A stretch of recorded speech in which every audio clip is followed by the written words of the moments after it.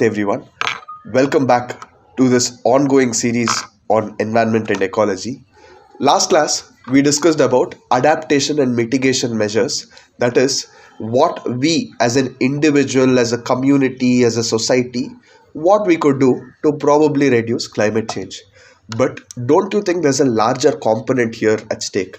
That is, as a nation, don't you think a nation could do a lot more? And when nations come together, don't you think that we could probably find a solution to this climate change?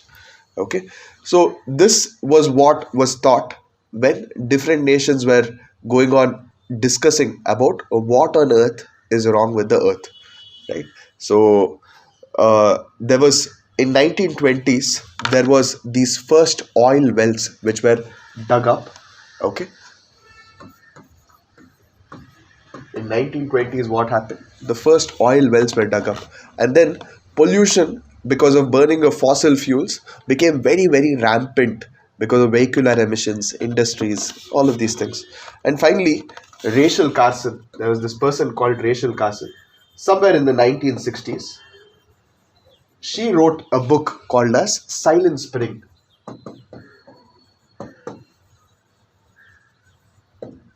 Okay.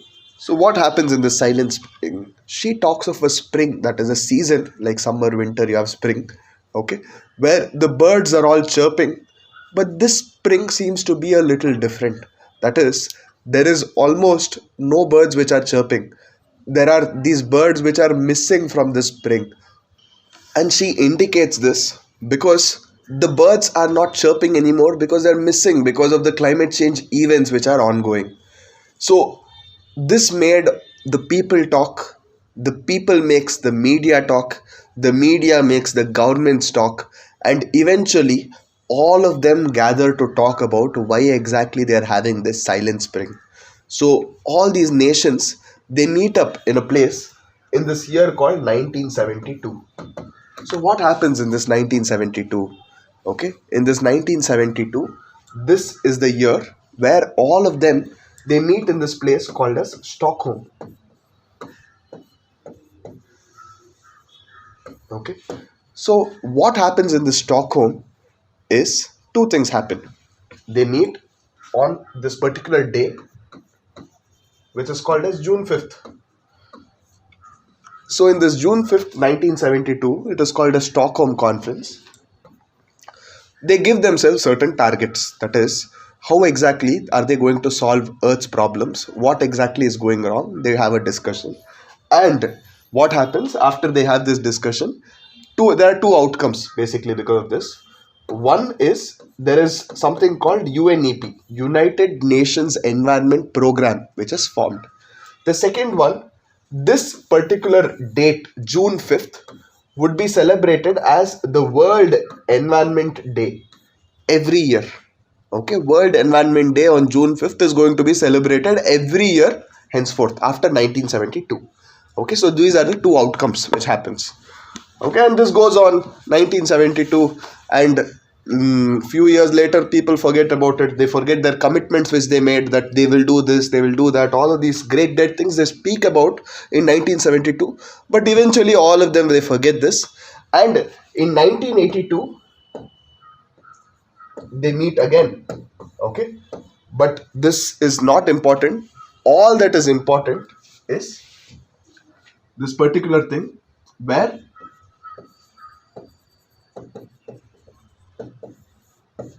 in Nairobi they meet. All that is important is nothing came. Whatever people talked about in 1972, nothing was implemented. Okay, and finally another 10 years pass by. Okay, now after another 10 years pass by, they finally meet in this place called as Rio. Now Rio is a place in Brazil. Okay, it is not the capital city because the capital city is Brasilia, but Rio is one of the largest cities of Brazil. So all of them, they meet there to discuss what on earth is wrong with this earth.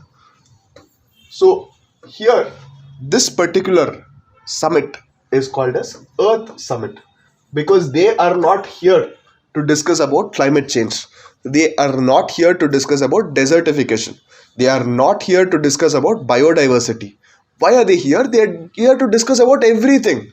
Everything which is there, which is wrong on the earth, they are going to discuss it over here. Okay, because all these branches which I just told you is going to branch out from this conference. The root, the source of all of the conferences is this particular Earth Summit which happens. Here it is also called as COP1. Okay, Conference on Parties 1. So what do I mean by conference on parties? It's a conference. Okay, so conference between whom? Between parties. Here when I say the word parties, I am referring to different countries. So it is a place where different countries will come. They'll have a conference together. So there's conference on parties, and this is the first conference which happens in Rio in Earth Summit. Now here it's like there is this building and there are different rooms. Okay, in one room they're talking about climate change, in the other room they're talking about desertification, in the other room they're talking about biodiversity, in the other room they're talking about wetlands. So many things they are discussing side by side.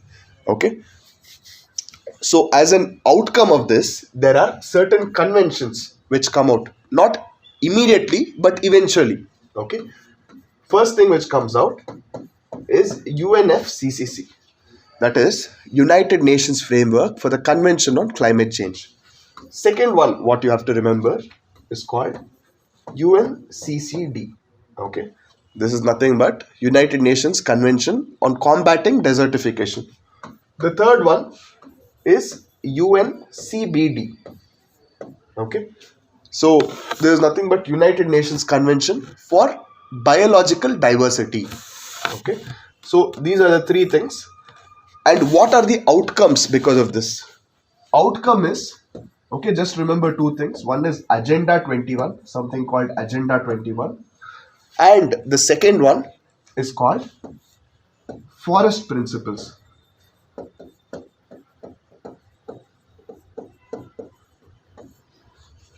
Okay, so what is this Agenda 21? Agenda means what? It's a timetable. So the timetable which they've set for the 21st century is Agenda 21. It will obviously talk about things like sustainable development. Okay, so many things.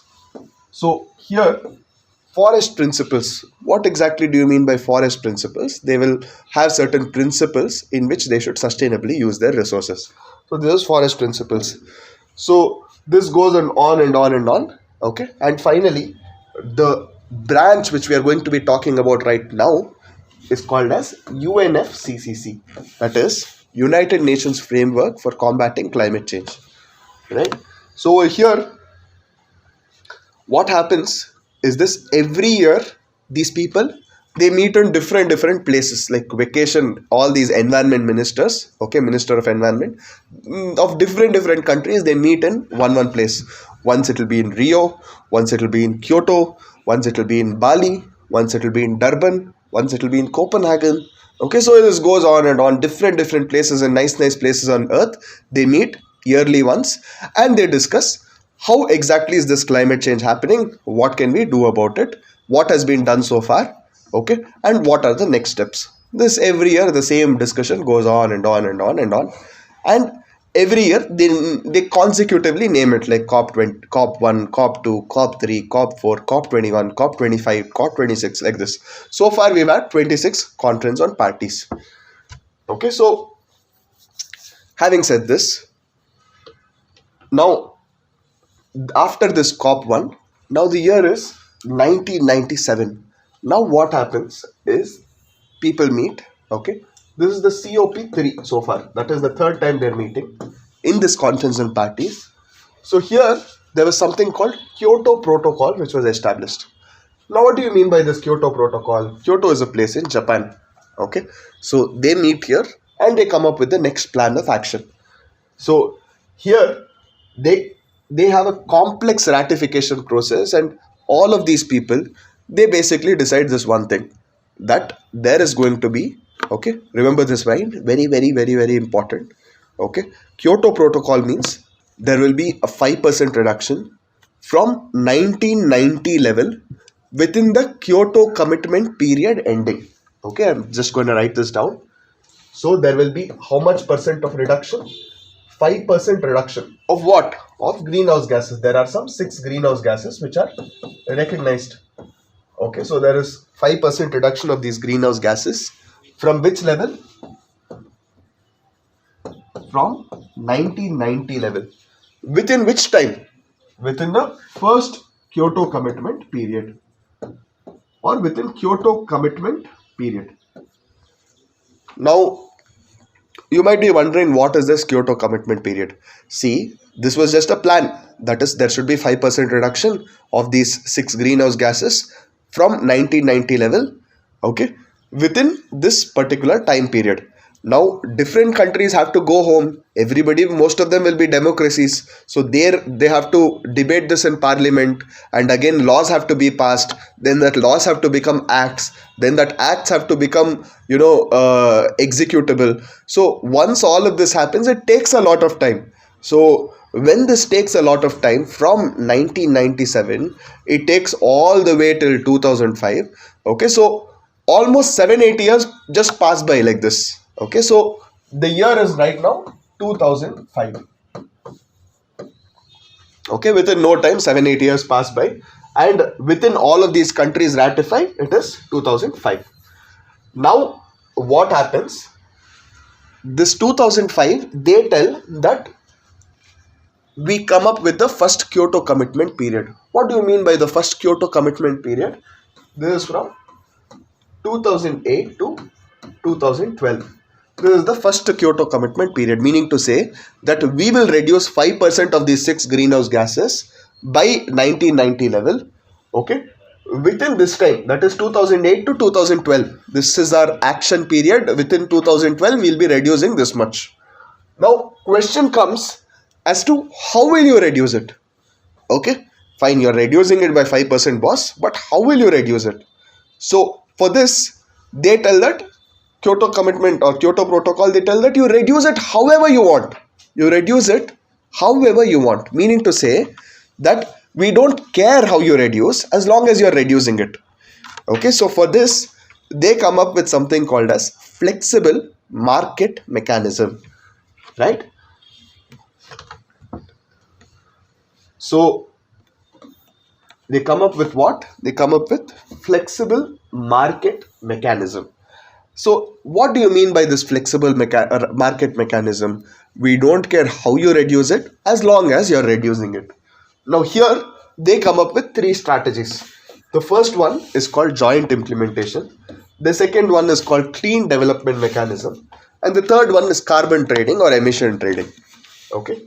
Now here, what is the difference between these 3? You might be wondering, what is the difference between joint implementation, clean development mechanism, and what is emission trading or carbon trading? Very simple. See, joint implementation is when 2 countries which are developed, okay, these from now onwards I'll be referring to developed countries as Annexure A countries. Okay, there is a technical term for them. Under this, Annexure A countries means developed countries. So whenever 2 countries are collaborating, 2 developed countries, Annexure A countries, are collaborating to do some eco-friendly project, it is called as joint implementation. Here, is there technology transfer which is happening? No, because both of them are advanced technology, both of them are advanced countries, so both of them will collaborate together, okay, and they earn certain CER units for that. Now what is the CER units? It is carbon emission reduction units. What do you mean by carbon emission reduction units? Carbon emission reduction units is 1 unit, okay, of permission which is given to a particular country to emit 1 ton of carbon dioxide. So 1 CER unit if I have, I can emit 1 ton of carbon dioxide full dildar without any problem. Okay, so there is CER unit here, there is CER unit here. Both of these countries get CER units because of this joint implementation. Both are developed countries. Okay, so this goes on. Now, what happens in a clean development mechanism? In a clean development mechanism, there is 1 country which is developed. There is another country which is underdeveloped or developing country. Now here, these countries they will have the labor, but they'll not have the capital, they'll not have the technology. So here, this capital or this technology is provided by whom? It is provided by the developed countries. So these people, they give these infrastructural changes and whatever is required for this project to be executed to this particular developing or underdeveloped country.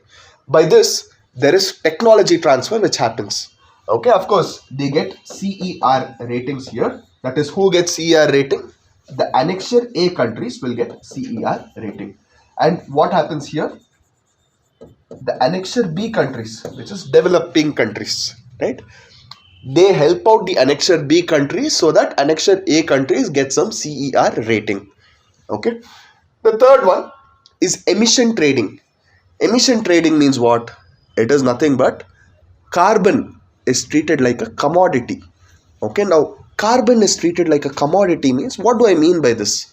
Okay, now imagine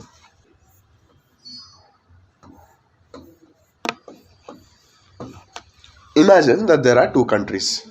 Okay, now in these two countries, what happens? Let's say this is USA, for example, and this is UK. Okay, now here USA, let's say it emits 80 tons of carbon. Okay, and UK emits 60 tons of carbon. So this is the amount of carbon it is emitting every year. But let's say I am UNFCCC, meaning to say I am United Nations Framework for Convention on Climate Change, for combating climate change. Now what do? I assign this USA a certain amount of CER emission units. Now let's assume that already the last year only I have assigned it 60 tons or 60 CERs. Okay. Now here I have assigned 70 CERs for UK. Okay. Imagine, it's just an example. Now here, who has emitted more? Okay. Despite only having 60 CERs, USA has emitted 80 tons, meaning to say it has exceeded 20 tons. But over here, despite having 60 tons of emission, despite having 70 CERs, it has only emitted 60 CERs, meaning to say 10% lesser it has emitted. So this 10 CERs or 10 carbon emission reduction units, it can right now trade with whom? It can right now trade with UK, okay, for money. Now, USA for money. Now, this USA will do what? USA will give money and it will buy this carbon emission reduction units. Is this clear? Okay. So this is how carbon trading works. Basically, the amount of carbon which you emit is treated like a commodity where carbon is bought and it is sold in the market, right? So now question comes as to who exactly should be implementing it. That is, we saw what is Kyoto Protocol, that is 5% reduction from 1990 level within the first Kyoto commitment period. Then we saw that within all of these people except it was 2005. So they decided that the first Kyoto commitment period would be from 2008 to 2012. Then question came as to how do we reduce it? For that we told reduce it however you want, boss. That is flexible market mechanism. In flexible market mechanism, we discussed of three things. That is, we discussed of joint implementation, clean development mechanism, and the third one was carbon trading or emission trading. Now question comes as to who has to reduce. Okay, everybody share the responsibility equally. Okay, when question came like that, all the developing countries and underdeveloped countries were like, why should we reduce as much as what USA and UK should have reduced? Because see, they have already undergone something called industrial revolution. When they have already undergone industrial revolution, there is a lot of smoke which they emitted. Now, when they have emitted so much of smoke and when they have become from underdeveloped to developed countries, they should be paying the price because they got the money at the stake of polluting our environment. Is this clear? So this process of where the annexure A countries, that is the developed countries, have to share more burden of giving the financial resources to this war against climate change is called as CBDR. That is common but differentiated responsibility, meaning to say that the responsibility for climate change is very common for all the countries. That is, we all have a war to fight against this climate change. But who has to do how much? That varies from country to country. Okay, it is common, but it is differentiated among these countries. Is this clear? It sets binding emission reduction targets for 37 industrialized countries and the European country and its first Kyoto commitment period. It only binds developed country because it recognizes that they are largely responsible for the current high level of greenhouse gas emissions in the atmosphere because of 150 years of industrial activity. Okay, is this clear? Next, what are the objectives of this Kyoto Protocol? Very simple, okay, something which we already know: to facilitate, promote, enforce compliance with the commitments under this protocol. Okay, generic point: stimulate sustainable development through technology transfer and investment. Like, for example, when we discussed a clean development mechanism, what is happening here? The technology is being transferred from one country to another country. It helps country with Kyoto commitments to meet their targets by reducing emissions or removing carbon from the atmosphere in other countries in the cost-effective way. It encourages the private sector and developing countries to contribute to emission reduction efforts. So, these things which we have already discussed. So, this was Kyoto Protocol, which is the first step of understanding our series of different conferences on parties. Understanding this is very crucial for understanding the other things which are going to come, okay, which will be continuing in the next class. For now, I hope you found this session informative and useful. Thank you and have a nice day.